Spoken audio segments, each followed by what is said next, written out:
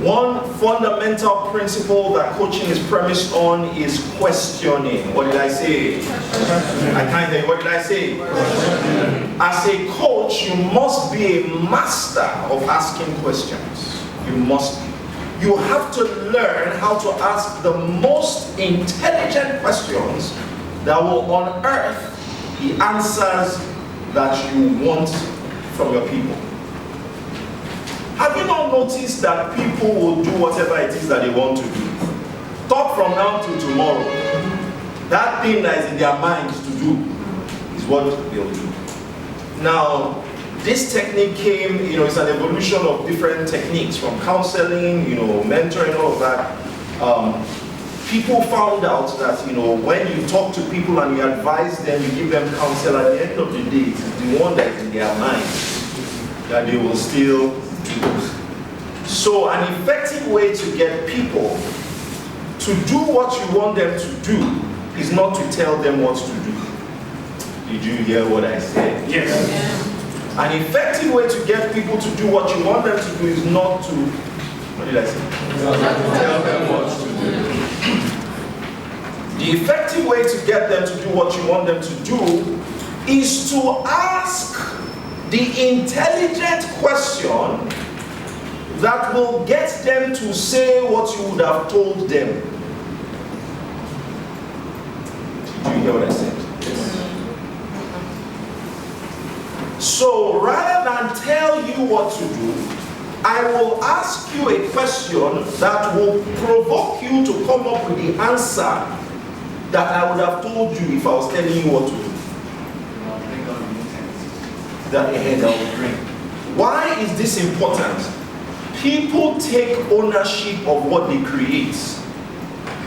Your job is to make your proposition their creation. Somebody should drop an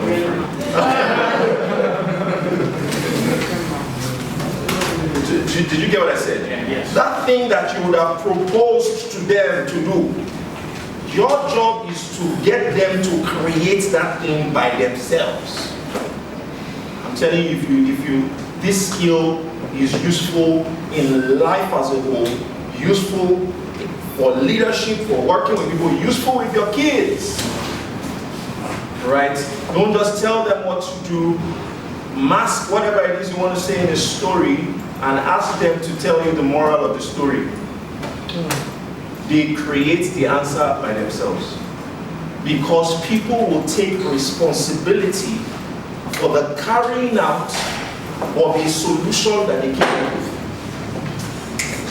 Are you guys getting this? So what does this mean? It means that you have to go and start learning the art of questioning. Because it is the quality of the question you ask that will determine the quality of the answers that you get. So you have to learn how to ask what I call open-ended questions. Questions that will unearth stuff. Open-ended questions are questions that the answers will not be a yes or a no. Closed questions are questions that the answers will be a yes or a no. So you have to learn how to ask questions that will get people to open up, but open up in the direction that you want them to go. Right?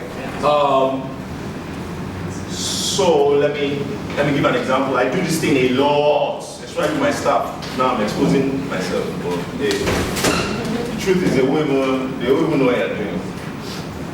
So when something goes wrong, for instance, maybe they make a mistake in the office. Right? I remember, let me give an example. There's a son on my team, okay. There was a time she was supposed to send, there's this group that I have. So I have an online course called The Wealthy Mind. I coach a group of people, on how to become billionaires within a period of time. Right? And in that community, they have certain assignments and stuff that you have to submit. So we had promised to deliver something by 12 on Saturday morning.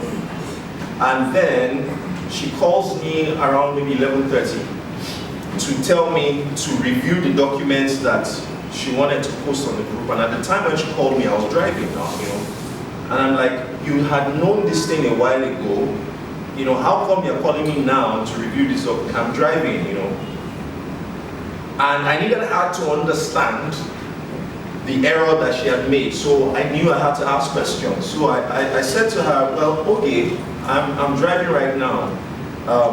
Do you think that it is a smart thing to do, for me to be driving and then reviewing this document? And then she goes, no, I don't think so.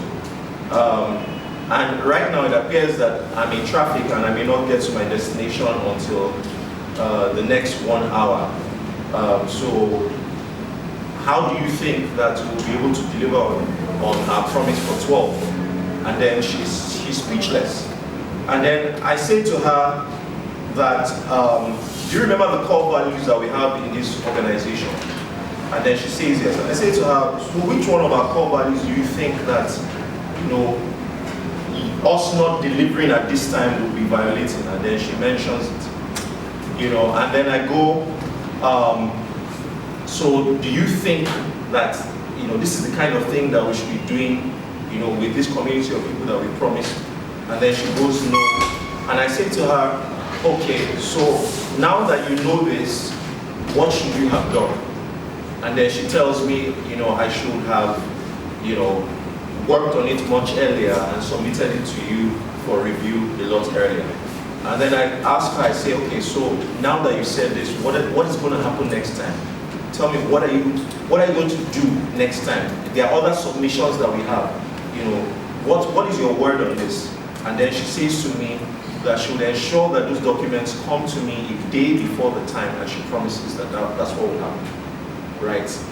All of those things, I did not impose, I did not say one word.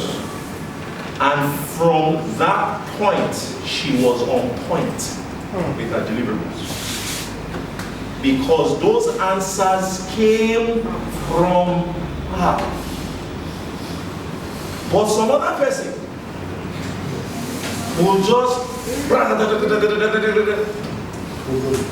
you are hitting a brick wall. What you want to do is to get people to create the answers and commit to what they create. Do you guys understand this?